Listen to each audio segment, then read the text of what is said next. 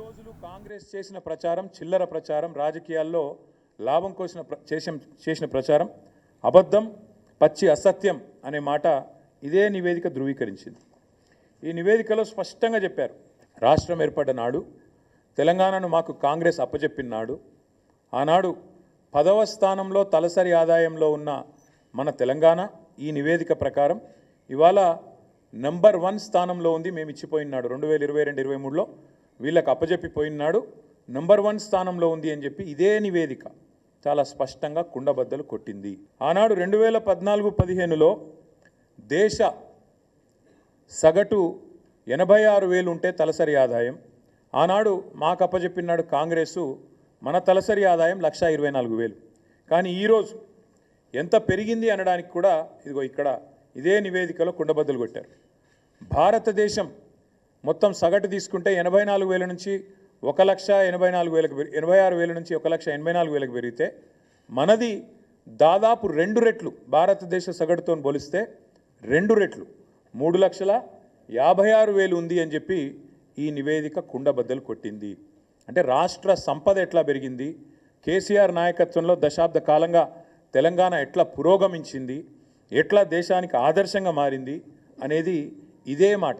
తెలంగాణ దివాలా తీసింది అని దివాలా కోరు మాటలు మాట్లాడిన సన్నాసుల నోర్లు మూపించే విధంగా ఈ నివేదిక వాస్తవాలను బయటపెట్టింది.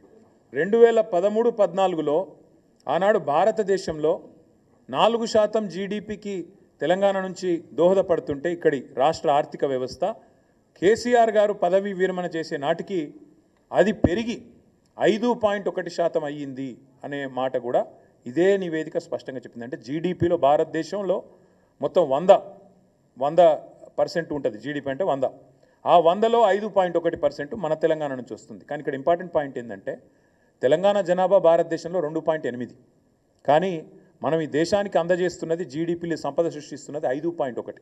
అంటే మనకు కేంద్ర ప్రభుత్వం ఇస్తున్న దానికంటే మనం కేంద్రానికి ఇస్తున్నది దాదాపు డబల్ అనే మాట ఈ నివేదిక ద్వారా నేను మీకు గుర్తు చేస్తా ఉన్నాను. ఆ స్టాటిస్టికల్ అబ్స్ట్రాక్ట్ లేదు, ఇది ఆర్బీఐ. కేసీఆర్ నాయకత్వంలో 10 ఏళ్లలో స్టేట్ ఓన్డ్ ట్యాక్స్ రెవెన్యూస్లో భారతదేశంలోనే 84% సొంత ఆదాయ వనరులతో, కేంద్రం మీద ఆధారపడకుండా, ఇతరుల ముందు చేయి జాపకుండా సొంత ఆదాయ వనరులతో అగ్రభాగాన నెంబర్ 1గా నిలబడ్డది తెలంగాణ అని ఆర్బీఐ. ఇది మా కవిత్వం కాదు, ఇది నెంబర్ 1 అని చెప్పి చెప్తున్నది ఈ నివేదిక.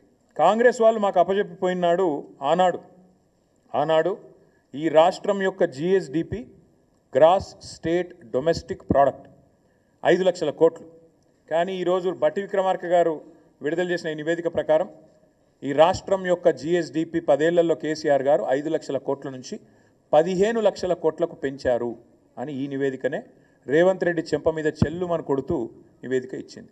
మనకంటే పైన ఎవరున్నారంటే, మనకంటే చాలా భూభాగంలో జనాభాలో పెద్దదైన మహారాష్ట్ర, తమిళనాడు, ఉత్తరప్రదేశ్, కర్ణాటక, పశ్చిమ బెంగాల్, రాజస్థాన్, ఈ 6 తర్వాత తెలంగాణ. అంటే గుజరాత్ను కూడా తలదన్ని ఇవాళ తెలంగాణ 10 ఏళ్లలో ఎక్కడి నుంచి ఎక్కడికి 5 లక్షల కోట్ల నుంచి 15 లక్షల కోట్లకు జిఎస్డిపి పెరిగింది అని కాంగ్రెస్ ప్రభుత్వం విడుదల చేసిన నివేదిక చెప్పింది. అంటే రేవంత్ రెడ్డి గారు సిగ్గు తెచ్చుకోండి అని చెప్తా ఉన్నాను.